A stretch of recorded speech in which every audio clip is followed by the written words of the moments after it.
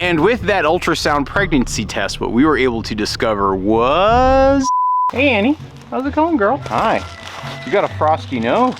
Hey look, it's your daughter, Belinda Carlisle. Hey Belinda, you got a frosty nose too. For those that might not know this, Belinda Carlisle is the daughter of Anne of Green Gables. See, cows in the first generation to arrive on our farm get an A name, second generation get a B name. If we were to have a calf from Belinda Carlisle, it would get a C name. So lately I've been getting a lot of questions about whether or not my cows are pregnant right now. Right now I have a very clear answer to that question. And in today's video, my plan is to break it all down for you guys. Good morning, Schlemiel. Good morning, Schlemazel. Hasenbemp Incorporated. We're gonna do it. How's it going, guys? Good to see ya. Ooh, I got some nice, warm, toasty dogs. Yeah. Come on, guys. Let's get the chores going for this morning, huh? So it is a very frosty one here on the farm. It's -5 degrees Fahrenheit. It's so cold that even though I brought the hose inside last night, everything just instantly turned rigid. But yeah, we're finally getting a real Vermont winter on us.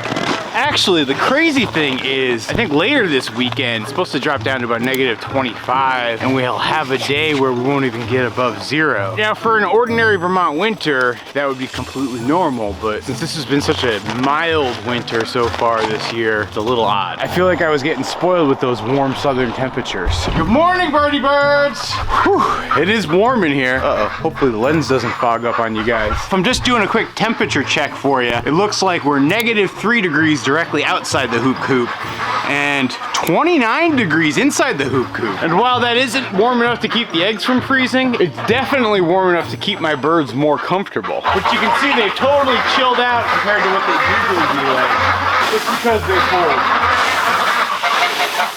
Release the quackage! I don't know, it just doesn't feel very dramatic when I know the birds aren't gonna follow me. On a day like today, I barely expect them to come outside for water. I'm gonna leave a little bit of feed just to encourage them, but why be outside in all of this when you could be inside the hoop coop? And for those of you guys wondering, how is it possible that I can have such a crazy, wild, different temperature disparity? You see, it's a combination of two things in my theory. Number one, the greenhouse plastic traps in yesterday's heat. And so because of that greenhouse effect, we're essentially warming the structure up. And then because I have the birds in here, plus all of their bedding, plus all of their poop that's composting underneath that bedding, I actually think it's the combination of the two things working together that ultimately heat up the building. And you'll see, in the name of good ventilation, this structure is not airtight. I have a number of different holes that would allow it to breathe. When using a greenhouse structure like this, the biggest risk you have to watch out for your birds is moisture and airflow and ventilation. You know, because the ducks and geese in particular are waterfowl, their poops are really wet. They put off a lot of moisture, as well as the fact that their waste product can actually create a lot of ammonia. And so that good ventilation is really, really important. And for those of you guys worried about your chickens getting frostbite on their combs or wattles, just know that most frostbite is actually caused by excess moisture in cold temps, not the cold temps themselves. And so if your greenhouse doesn't have enough ventilation, you're gonna still put them at risk for frostbite. But in spite of that fact, I must say that I am a huge fan of this form of keeping our birds. It's just been wonderful so far this winter. Knock on wood, I don't have any issues coming down the road. Oh, Abby Dog, you're such a good girl, yes. Abby Dog has gotten so much better with the birds. It seems like her interest in trying to play with them has dropped dramatically. Not all the way gone, but dropped dramatically. But the one thing that does happen is she's kind of like the gentle giant around them, where if she wants to go somewhere, she's not gonna like really pay much mind to them, and like anytime she runs through like a group of birds, they just scatter and there's chaos. The really impressive thing though is that she is actually so chill about it, and she doesn't get startled when the birds get startled, and she just kind of goes about her business. Sometimes she has a little bit of a look of confusion, but other than that, she's all good. You know, one thing I wonder about the hoop coop though, with its temperatures, I wonder if it's actually gonna start getting warmer and warmer as the winter goes on. I don't know if you guys can see this behind me, but this line right here This is actually where all the snow is piled up to. So there's a lot more insulation on the coop bottom than there was a month or two ago. And so that makes a big difference. And the other thing I wonder is, as more compost builds up, does that increase the heat as well? I'm pretty certain about that first point. I'm not so sure about the second point. I've done measurements in the past with deep litter bedding like I have in here, and I've never found it to produce a significant amount of warmth relative to the rest of the building. I think the heating action of the compost kind of cancels out the cooling action of the cold frozen ground. The other thing that folks might be wondering is, I was actually trying to do some experiments with using these barrels of water as a way to act as like a solar battery. The idea being that, like, during the warm days, the sun would charge up and heat up the mass of the water barrels, and the barrels would store that warmth and energy overnight and keep this place even warmer. The problems I found with it were actually twofold. Number one, it really didn't seem to have all that much of a measurable difference in temperature overnight using the barrels versus not. And then I also found that the use of the barrels was actually introducing more moisture into the coop, and that was actually creating some issues with frostbite for a couple of my roosters. Come on, dogs. You're gonna stay there, Toby? Okay. While Abby Dog was happy to come with me, Toby Dog seemed like he wanted to stay inside, so I'm just gonna let him hang out in the warm spot with his birds. And Abby Dog, I'll let you go see the cattle with me. Come on, let's go. I will admit that sometimes I really like having like one-on-one time with the different dogs. All right, let's go, sweetie. Good morning, ladies. Did you look at that?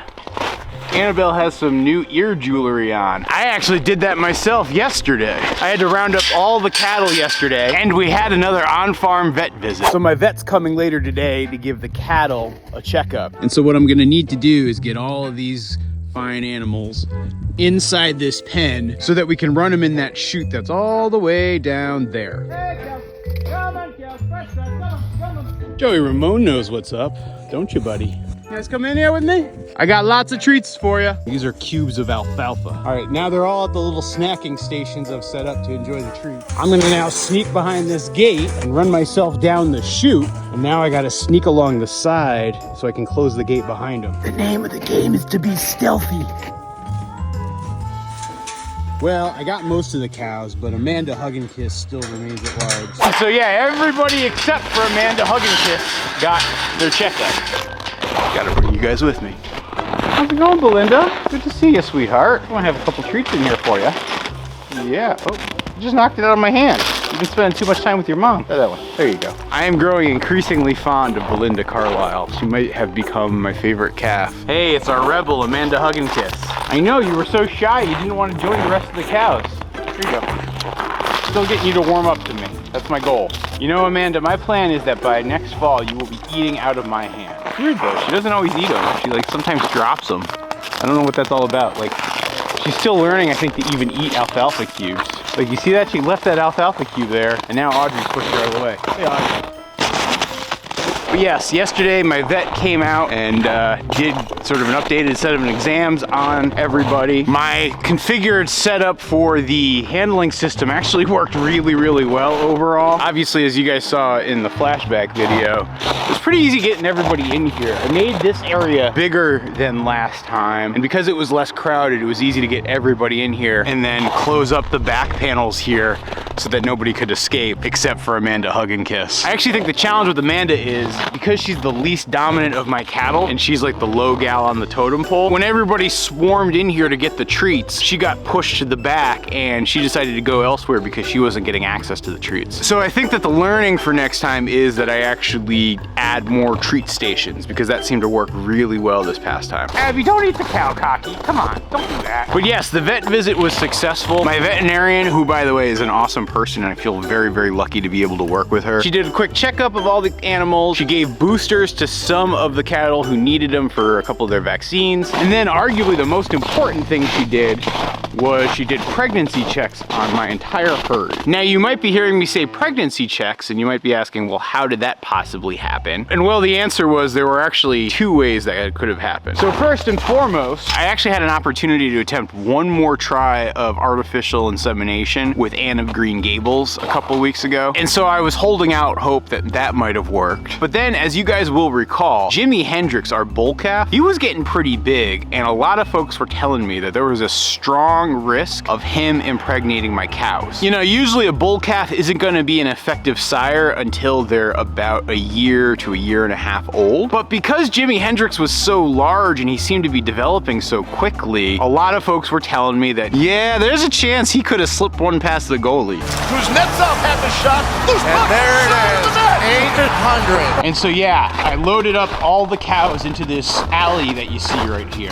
And basically it was my job to push the cows into the alley and get them down the alley. And then our vet tech, she actually sat on the butt gate, and as soon as the cows went into the squeeze, she would drop the gate. And then our vet, she actually was at the head gate, and as soon as they'd poke their head out, she would clamp the head gate down on them. And then with the cow secured, our vet, she was able to like use an ultrasound probe and check for pregnancy. And so for all of our cows and all of our heifers, including our two youngest heifers, Bonnie McMurray and Belinda Carlisle, we checked them for pregnancy. And with that ultrasound pregnancy test, what we were able to discover was none of my cows are pregnant. Nobody's pregnant. They're all open. So the AI didn't take, and Jimi Hendrix didn't happen to do any work for us here. And so all of my cows and heifers are considered open, meaning they're available to be bred by a bull, which I actually look at as good news because we are about to get a new bull. I'm happy to learn that he is gonna be able to have an opportunity with all of the ladies here on the farm. Come on, hey Kels, come on Kels, fresh grass, come on. Abby, you want one? Yeah, you'd like an alfalfa cube? You're being such a good girl. Here you go.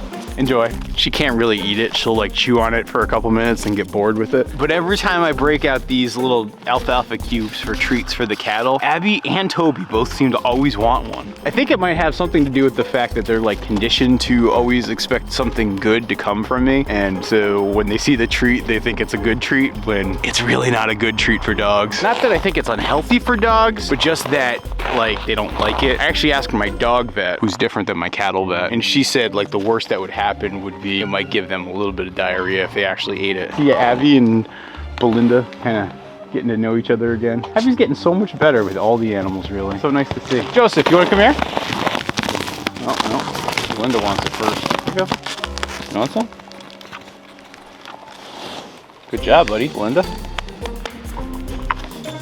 There you go. So yes, all of the animals are open. We will not be having calves from any of these guys this year. Very soon, Randy Macho Man Savage will be arriving. But I actually don't expect him to be an effective breeder until probably around July or August, which is pretty much the perfect time for him to be breeding. Like for him to breed between pretty much July 1st and November 1st is like my ideal window for when I'd love to have calves born.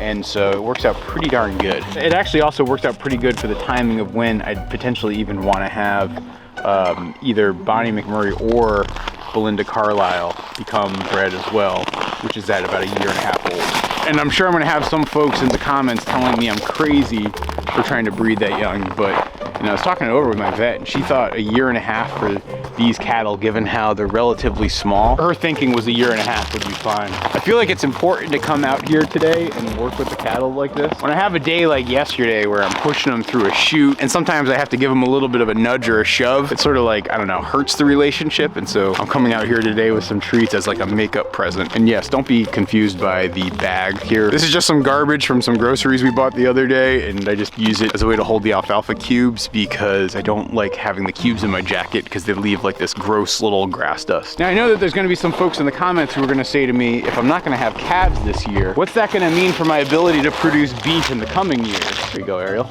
Enjoy. And the answer is, well, number one, probably what I'm gonna end up doing is bringing in some steers. You know, typically I'm having these calves to either have heifers or steers, or I should say bull calves who would turn into steers. And we're gonna have a years-long window where no new calves were born on the farm. And so I'm just gonna deal with that by buying some animals, and they might not even be Highland animals, as a way to augment our growth. I was already planning on buying some animals anyway, and so it fits the plan. Also, particularly for me as a newbie cow owner who is still getting used to raising these animals, one of the things I thought was really important was doing it the right way, doing it in a situation where I felt confident, where I wasn't trying to rush a pregnancy or breed with a bull who might produce a calf that'd be too big for these mamas. And again, because I have that extreme privilege of not having to rely solely on the profit of the farm operations to survive, I felt like I could get away with making that choice of ease of management and safety of my herd versus just trying to rush a quick buck. And as I say that, I know that that might come off as like a little bit judgy, and it's not meant to be. It's just